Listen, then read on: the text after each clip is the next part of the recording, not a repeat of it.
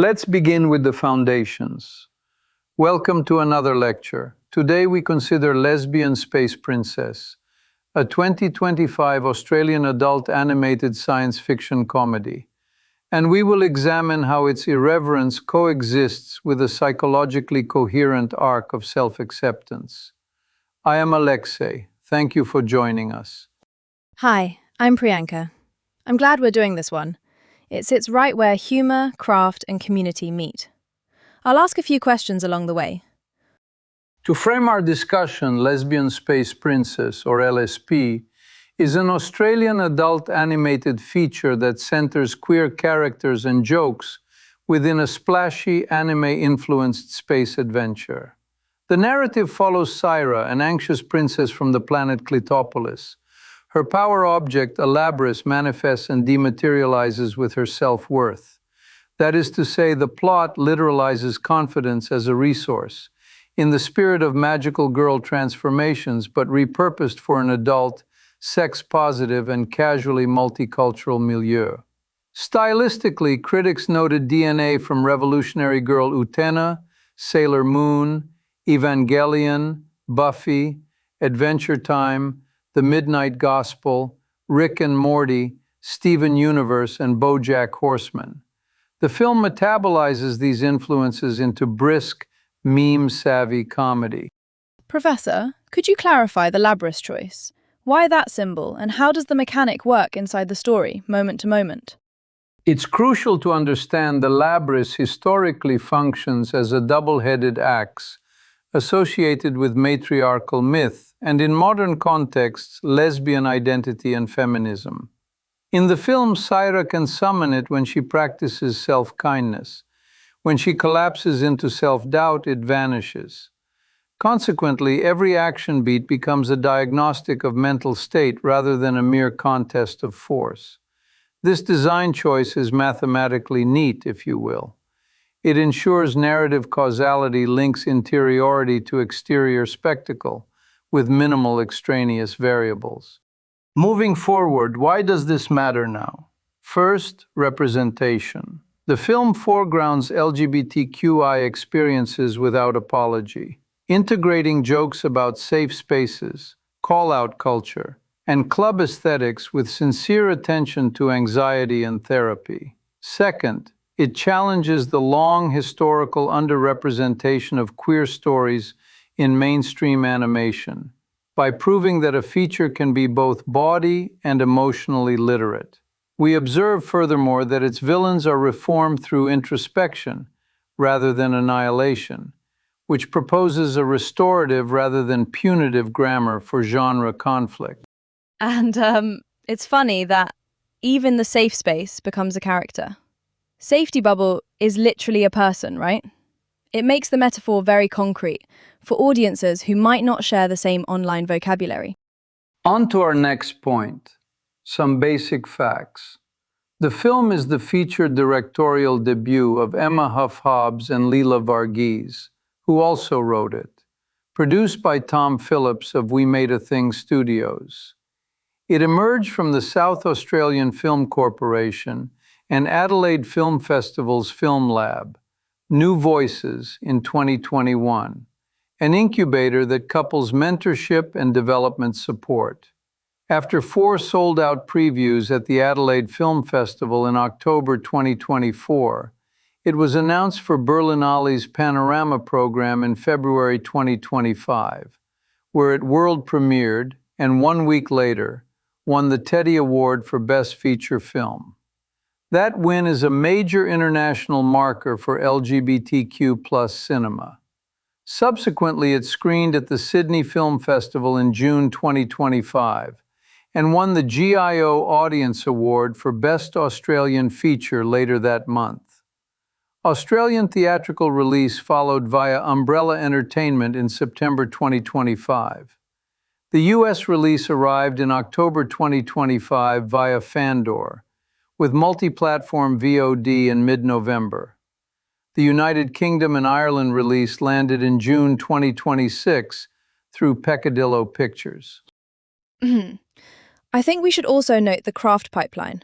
It used Toon Boom Harmony for 2D animation with dense compositing.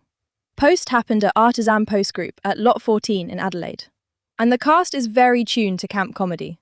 Shabana Aziz as Saira, Bernie Van Thiel as Kiki, Gemma Chua Tran as Willow, who uses they or them, Richard Roxburgh as the problematic ship, Queen Kong as Blade, and Auntie Donna as the straight white Malians, which gives the villains that specific Australian absurdism.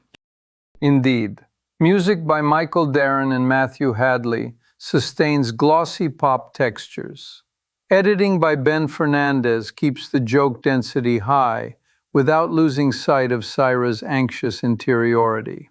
As for broader festival entries, Annecy's Contrechamp, Guadalajara's Maguey, Sitges, Rio's Felix Awards, our present sources do not specify results.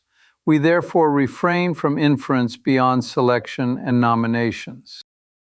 Speaking of personal connections, I am, perhaps implausibly, sentimental about animation's capacity to encode complex psychology in visible systems. Here, self-talk becomes a weapon that appears or disappears with compassion. We can infer that Lesbian Space Princess is a breakthrough for queer Australian animation, precisely because it weds rigorous symbolic design to a humane ethic. The Teddy confirmed what the formal choices already suggested. Let's proceed to the next point. 3 questions will organize our analysis. First, historically, what led to the film's international success? Second, counterfactually, what if it had not won the Teddy at Berlinale? Third, prospectively, how might its self-worth mechanic influence future queer cinema? Big question 1. The trajectory from local incubator to global visibility is not stochastic. Film Lab, New Voices provided early development rigor.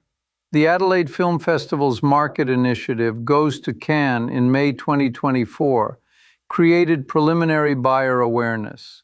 4 sold-out Adelaide previews signaled audience readiness. Panorama at Berlinale offers a curatorial imprimatur for distinctive voices. The Teddy Award then converted attention into authority.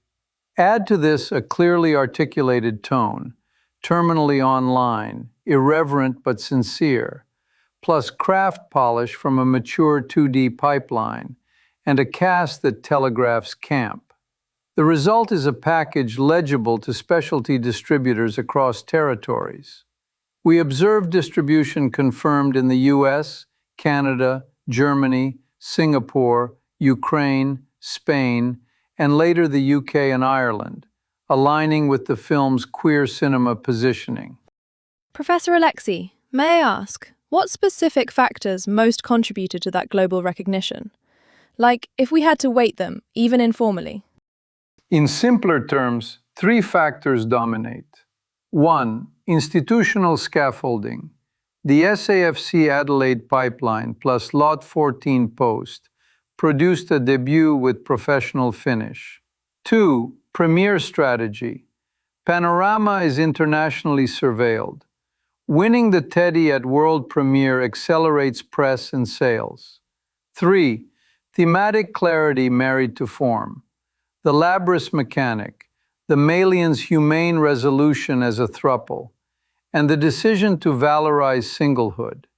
These choices differentiate the film in a crowded adult animation field. Secondary but non-trivial contributors include the Auntie Donna casting, which carries a built-in fan base, and the Sydney Film Festival Audience Award, which concretized home market appeal. And could you say a bit more about the Berlin International Film Festival context? What does Panorama plus a Teddy actually signal to programmers and press? Panorama brands a film as an independent work with a recognizable directorial voice. Its audiences and juries are attentive to social themes and form. The Teddy Award, presented across the festival to LGBTQ+ films, is among the most visible queer cinema prizes globally. Practically, it yields immediate coverage by trades such as The Hollywood Reporter, improves the probability of European acquisitions, Salzgeber in Germany, for instance, and supplies laurels that marketing teams can place on key art. In short, it compresses the time between critical discovery and commercial negotiation. Big question 2. Suppose the film had not won the Teddy. The film would still possess merits: strong design, joke density, and a clear audience segment. However, absent the prize, we would expect a slower velocity of international sales, particularly in Europe, where the Teddy's signaling value is high. Some territories might have waited for subsequent proof points, for example, the Sydney Audience Award or Annecy's Contre-Champ visibility, to de-risk an acquisition.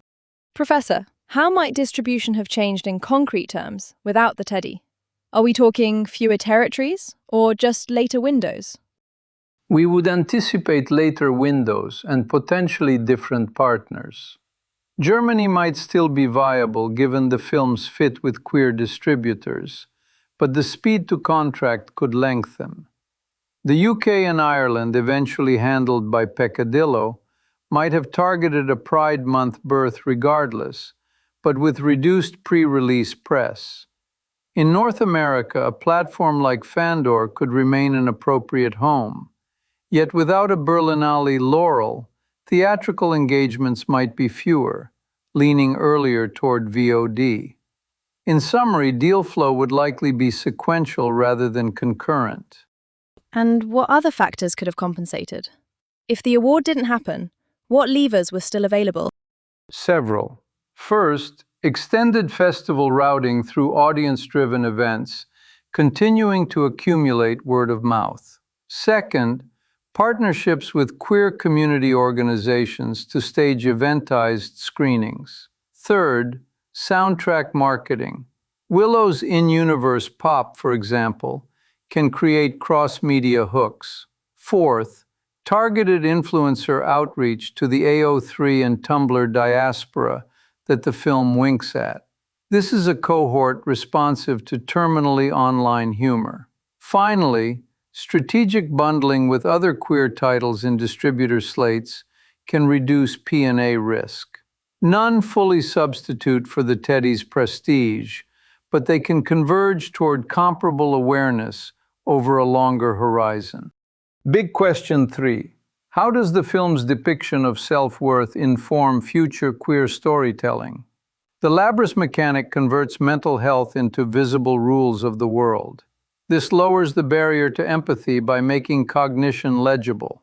Similarly, the antagonist's resolution, abandoning a device literally called a chick magnet and choosing each other as a throuple, subverts conquest in favor of introspection. And the protagonist's happy singlehood, supplemented by therapy with her mothers and a formerly decapitated drag queen, rejects compulsory coupledom.